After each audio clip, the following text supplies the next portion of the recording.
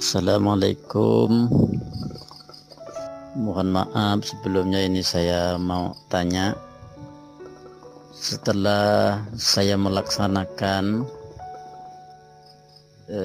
zikir napas, ternyata di sini saya punya pengalaman yang tak pernah saya alami dari sebelumnya. Kadang saat saya jalan di suatu tempat itu, kadang ada barang yang nampak sama saya, terlihat. Kadang itu ya seperti makhluk-makhluk halus lah, mungkin kayaknya yang seperti itu. Itu gimana ya Bang? Kok bisa seperti itu? Saya pun itu belum paham juga. Lebih-lebih ya saya jalan di waktu malam, seperti malam-malam kayak gini loh. Kalau di tempat-tempat yang angker itu kadang itu terlihat, hal yang ada di situ terlihat. Assalamualaikum warahmatullahi wabarakatuh, sahabatku semua, saudaraku semua ya. Alhamdulillah, ini pengalaman Pak Basit menarik, ini enak kita bahas ini ya. Jadi mengenai jin, bagi teman-teman yang saat ini sering melihat penampakan ini, ngelihat penampakan itu, berarti di diri kita juga ada makhluk yang sama. Hanya setan bisa melihat setan, hanya jin yang bisa melihat jin ya. Jadi jangan kita bangga, jangan kita merasa sakti, jangan kita merasa punya karomah, punya kelebihan, punya indera keenam, segala macam, indera ke-8, ke-9 ya. Sesungguhnya itu tipu daya setan ya. Jadi jujur sedikit berbagi pengalaman. Saya sebelum menemukan metode zikir napas, dahulunya itu saya senang zikir. Karena gini ceritanya, awal muasal saya itu senang yang sakti-sakti, senang yang goib-goib. Saya itu satu kapal dulu kan, kerja kapal. Satu kapal itu teman-teman saya itu orang-orang sakti. Ada orang Madura, ada orang Sangir, ada orang Sulawesi, ada orang Riau, orang Padang, pokoknya campur aduk lah itu kan. Dan mereka mempercayai kalau merantau itu nggak boleh tangan kosong. Kita merantau harus ada isi, harus ada pegangan. Akhirnya mereka menuntut ilmu. Dan mereka minta ke kiai, minta ke dukun, minta ke orang pintar agar untuk jaga diri. Itu apa? Kepercayaan mereka. Nah, jadi gara-gara saya berkumpul sama tuh orang-orang sakti, jadi saya kepingin juga sakti ya. Ada teman saya yang luka ketika dia kena besi, kena seng gitu, terbelah pahanya. Akhirnya sibuklah kami, kita lihat lukanya terlalu besar. Akhirnya sibuk kami memanggil dokter lah. Pokoknya harus panggil ambulan, ini udah parah nih. Tiba-tiba ada salah satu teman saya, cuman dia usap itu ketutup lagi lukanya itu. Ya, diusap sama dia, luka ketutup lagi, nggak ada bekas. Seperti orang main debus itu kan. Itu satu saya lihat. Yang kedua, ada teman yang kapal kami kandas. Ketika kapal kami kandas, dia bilang ada makhluk halus yang halangi. Akhirnya dia berantem sama makhluk itu. Akhirnya ketika dia sudah melakukan ritual, langsung dia suruh kapten, "Olah, coba Cap, udah bisa sekarang kita berangkat ini," katanya. Udah lepas itu, nggak kandas lagi. Ternyata benar, nggak kandas lagi. Jadi pokoknya banyaklah kejadian-kejadian yang luar biasa sehingga saya tuh jadi kepingin seperti mereka. Itulah, tergantung kepada siapa kita bergaul, kepada siapa kita berteman. Kumpul sama tukang minyak wangi, pasti ikut wangi. Kumpul sama orang-orang sakti, pasti ikut sakti, ya kan? Itu udah hukum alam itu. Bahkan ada kapten saya aja itu bisa menundukkan laut, ya. Ombak begitu besar 8 meter, laut itu bisa dia buat tenang seperti danau. Begitu saktinya itu, ya. Jadi dari kejadian-kejadian yang luar biasa itulah membuat saya kepingin juga seperti mereka. Cuman saya masih takut-takut. Karena apa? Nggak ada guru satu. Yang kedua, saya ingin yang islami, ya. Aku nggak maulah seperti mereka. Mereka ritualnya ngeri. Puasa, muti lah, inilah segala macam. Aku kalau bisa sakti karena Allah. Jadi apa? Itulah tipu daya setan. Akhirnya saya rajin berzikir karena ingin sakti. Zikirnya nggak salah, niatnya yang salah. Dah, ketika saya mengamalkan zikir, ya, ini agak panjang nih ya ceritanya ya. Kita bagi-bagi pengalaman lah. Ketika saya rajin berzikir, di situ bisa dikatakan mungkin indera batin saya terbuka. Kemana saya berada, saya akan melihat makhluk halus. Macam-macam penampakan, yang lagi bergantung lah, yang lagi jongkok lah, yang mukanya serem-serem lah, macam-macam, ya. Nah, disitulah saya merasa, wah, aku punya indera keenam, bisa aku lihat tembus. Nah, tapi lama-kelamaan saya nggak nyaman. Jujur aja saya bilang nggak nyaman. Gimana kita lagi jongkok di kamar mandi muncul muka dia itu, ya kan? Berdarah-darah macam-macam. Nggak nyaman saya. Kemana kita berada nampak. Nah, akhirnya saya bertemulah. Pernah dengar satu ceramah, ya. Jadi ada seorang ustadz ceramah, dia bilang kalau memang betul kita melihat dengan mata kepala, berarti ada setan juga di badan kita. Dia tunjukkan ayatnya, yaitu di Al-A'raf ayat 27. Mereka bisa melihat kamu, sedangkan kamu nggak bisa melihat mereka. Itu sudah hukum alam, sudah sunatullah, hukum Allah itu. Mereka goib, kita zohir, ya. Mereka bisa melihat kita nggak bisa melihat mereka. Kalau kita dengan pandangan kasar.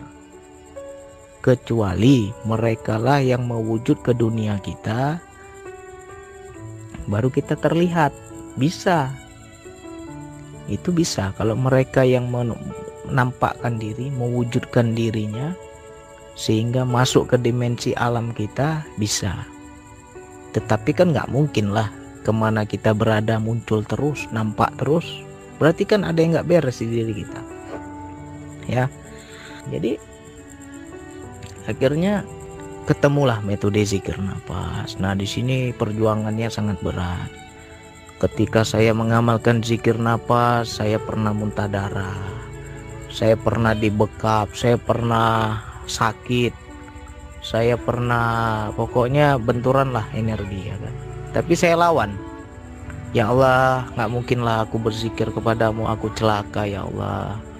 Gak mungkinlah aku hendak mendekat kepadamu aku susah, ya Allah. Siapapun yang menghalangi, hancurkan, ya Allah. Akhirnya hancur, ya. Jadi saya lagi berzikir itu, saya diganggu. Mungkin gak terima yang sudah bertahun-tahun nongkrong di badan kita, di jasad kita ini, gak terima dia. Ketika kita ber-DN, masuklah energi positif dan energi negatif itu akan ketendang. Nah, akhirnya saya diganggu. Di situ saya sakit. Pernah saya dicekek, macam-macam. Jadi ketika saya kuat, ya Allah, aku hendak mendekat padamu, ya Allah. Siapa yang menghalangi aku mendekat padamu, ya Allah? Nggak ada yang bisa, ya Allah. Aku yakin Kau akan sambut aku, ya Allah. Saya minta terus kepada Allah. Akhirnya apa? Meledak itu rumah saya. Jadi seperti ada petasan, tapi nggak tahu suara petasan dari mana, sangat besar sekali. Dan satu ruangan itu bau angus, seperti ada kabel terbakar. Nah, sejak saat itulah bersih. Gak ada lagi saya ngelihat ini, ngelihat itu, nampak ini, nampak itu, yang rambut panjang, yang berdarah, yang begini begitu, sedikit pun tidak ada. Makanya saya bilang kalau betul-betul teman-teman lurus, gak ada lagi seperti itu. Ya, saya berani ngomong ini karena apa? Pengalaman. Jadi kalau teman-teman masih sering ngelihat ini, ngelihat itu, ada jin di badan kita itu.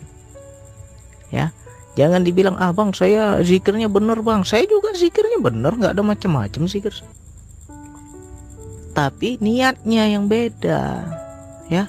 Pasti ada terlintas di hati teman-teman, aku ingin sakti, aku ingin mengetahui yang goib.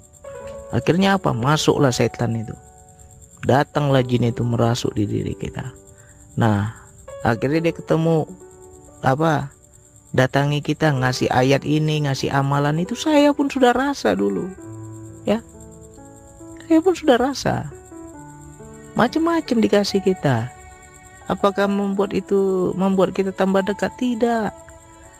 Tipu daya setan semua itu. Ya. Jadi kalau betul mau bersih, niatkan sama Allah. Ya Allah, bersihkan ya Allah. DN-lah kalian lurus. Lurus betul-betul lillahi ta'ala. Nggak ada lagi yang macam-macam. Bersih tuh kalau memang ada niat mau membuangnya. Ya. Cuman karena kita kemelekatan kita sangat kuat, kita sudah bergantung kepada mereka, kita sudah membutuhkan mereka, apalagi nih yang tukang obat ini. Mana mau dia buang itu, melekat di dirinya. Aku nanti hilang saktiku, nggak bisa aku ngobat orang. Ya, pasti melekat di diri kalian itu. Nggak mau kalian buang. Nggak ada niat kita mau membuangnya. Ada keakuan di dalam diri kita. Aku sudah, ibarat katanya gimana ya, barang berharga, masa sih kita main buang gitu aja? Pasti berat, pasti ada. Ya, ini ayat Allah nggak pernah main-main ya. Ayat Allah nggak pernah dusta ayat Allah itu ya. Allah bilang mereka bisa melihat kamu, kamu nggak bisa melihat mereka. Sekarang secara logika, kenapa makhluk itu ketika mewujud sebentar, tidak pernah dalam waktu lama? Kalau dia mewujud dalam waktu lama, berarti itu sangat kuat energinya. Makanya mereka hanya sekilas, sepintas, hanya memperlihatkan diri sepintas saja, sekian detik saja, tiba-tiba ngilang. Karena apa? Butuh energi yang sangat besar untuk mewujud ke dunia kita. Nah, ketika kita bisa berinteraksi, kita bisa berkomunikasi, bisa melihat dalam waktu lama, berarti di badan kita ada jin. Badan kita itu ada setan. Ya, baik disadari maupun tidak disadari. Coba ingat-ingat, luruskan lagi niat kita karena Allah atau enggak. Jangan dibilang, bang amalan saya nggak ada yang salah bang. Betul, amalan nggak ada yang salah, tapi kesyirikan ini sangat halus loh. Saya juga sama. Aku ingin sakti, ingin punya karomah, tapi dengan cara zikir. Nggak mau aku cara yang macem-macem. Akhirnya dikasih sama Allah, malah nggak nyaman hidup kita. Macem-macem setan tuh, hantu belau masuk itu. Ya, jadi ini introspeksi diri. Kenapa kita sering melihat? Ya, kenapa kita sering melihat, sering nampak, kesini ada, kesana ada, ini ada, ini itu ada. Berarti ada jin di badan kita. Mau dia sekelas ustadz, sekelas kiai, sekelas syekh, kalau memang dia bisa bilang aku nampak ini, nampak itu, jin semua itu. Jangan percaya sama kedoknya, jangan percaya sama bungkusnya, ya. Ada tuh di badan dia itu. Jadi jangan kita tertipu. Jadi kenapa saya berani ngomong? Saya sudah ngalami. Dan sekarang alhamdulillah nggak ada lagi saya lihat ini, lihat itu, nggak ada. Nggak pernah lagi, sekali pun nggak pernah lagi nampak sejak saya mengamalkan DN. Karena apa? Udah beda frekuensi kita. Nggak ada lagi niat kita mau ke goib-goib, mau melihat jin, mau ini, mau itu. Nggak ada. Aku hanya Allah terus. Nah, ketika teman-teman masih senang main di situ, mengakui keberadaannya, nah mainlah dia, datanglah dia. Apalagi yang merasa, bang aku ada turunan dari nenek moyangku, ada turunan dari leluhurku. Kalian akui itu, datang. Dan itu belum tentu dari leluhur kalian. Ya. Itu setan itu. Tahu dia isi hati kita. Di mana keinginan kita, di situ dia muncul. Datang nanti ngasih amalan ini. Lewat mimpi ngasih ini, ngasih itu. Kesannya baik, akhirnya apa? Sok sakti kita jadinya. Sok hebat kita jadinya, sok pintar kita jadinya. Ya, melihat orang kecil, melihat orang sepele. Nah, karena apa? Timbullah keakuan. Ya, udah jin semua di badan itu, udah setan semua. Gimana nggak lihat orang kecil? Pasti banyak di sini, ya. Di sini banyak, yakin saya. Jadi kalau betul-betul mau mengikuti ajaran kesadaran jiwa ini, ayo lurus. Amalkan DN sungguh-sungguh. Ya Allah, nggak ada lagi ya Allah, aku mau yang ke situ ya Allah, aku mau ke Engkau ya Allah. Amalkan DN sungguh-sungguh. Nanti DN lah kalian. Minta sama Allah seperti itu. Jam 9 ke atas DN lah. Minta bersihkan. Nanti ceritakan reaksinya. Ya, di sini kalau lurus tuh lurus, nggak ada bengkok-bengkok. Karena saya sudah pernah rasakan dulu seperti itu. Sombongnya bukan main, belagunya bukan main, apalagi macam betul aja lah, macam sok paten kali lah kita. Sikit-sikit, oh di situ ada. Ah, situ ada tuh lagi duduk dia tuh. Nah, begini begitu. Cerita terus kita, ngoceh terus kita kan. Kenapa? Karena ke situ frekuensi kita, arah kesadaran kita. Seneng kita. Jadi di sini lurus itu memang nggak main-main lah, lurus itu ya. Kalau betul memang kita ke Allah, nggak ada itu frekuensi kita ke jin, ke setan, ke hantu blau, nggak ada sedikit pun. Bagi teman-teman yang dalam ber-DN masih sering diganggu, masih sering nampak ini, nampak itu, ya berarti belum bersih. Itu aja. Itu parameternya itu, berarti belum bersih. Masih sering ngelihat ini, ngelihat itu, ya berarti ada jin di badan kita. Kalau udah ada jin di badan kita, rasakan sendiri hawanya, panasnya itu. Ya. Apa sifat-sifatnya? Pemarah. Apalagi tidak sabaran. Apalagi prasangka buruk, iri, dengki, macam-macam dibisikin kita, ya. Lain yang kita dengar, lain yang nyampe ke kuping kita, ke otak kita, dibelokkan sama dia. Akhirnya apa? Timbul prasangka, ya. Nah itu setan semua tuh, jin semua itu. Jadi ini kita belajar lurus lah. Kalau betul mau bersih, minta sama Allah. Gak perlu kita rukiah sana rukiah sini, gak usah. Minta aja sama Allah, Allah sendiri yang rukiah. Dalam berzikir, dalam ber-DN, coba minta, ya Allah, aku ingin bersih ya Allah. Apabila di diriku ada yang berhala-berhala diri, ya Allah, hancurkan ya Allah. Ya, hancurkan, itu berhala loh, jangan main-main. Kalian mengakui keberadaan mereka, kalian bergantung kepada mereka, itu sudah syirik itu. Berhala itu. Kita duakan Allah tanpa kita sadari. Oke, semoga teman-teman paham.